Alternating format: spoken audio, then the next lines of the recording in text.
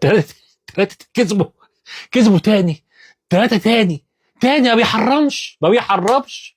دور اول ثلاثه، دور تاني ثلاثه. ايه يا ابني؟ يا ابني انا مكسوف لك، اقسم بالله انا مكسوف لك يا اخي. يا اخي هو كل مره تشطف كده بالثلاثه كل مره؟ يعني رايح جاي، مفيش تغيير. طب يا اخي اتغلب واحد اتنين، لا كل مره بالثلاثه.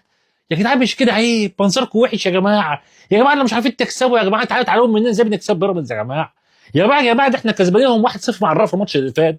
يعني واحد بنمس عليهم بواحد كده الماتش اللي فات بكل سهوله واريحيه. هلا يا جماعه عيب بقى، منظركم بقى وحش بقى وعرتونا بقى اقسم بالله.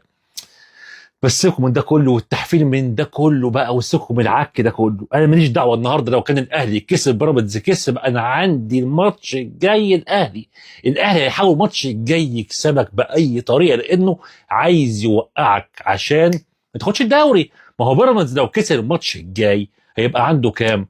50 نقطه زيك يا معلم، وانت 50 نقطه بس انت متفوق عليه بالمواجهات المباشره. بس ده برضه خطر عليك.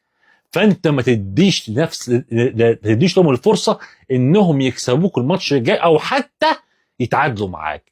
لازم تكسب الماتش الجاي، لازم نكسب الاهلي الماتش الجاي.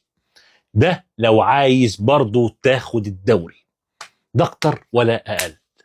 سلام عليكم.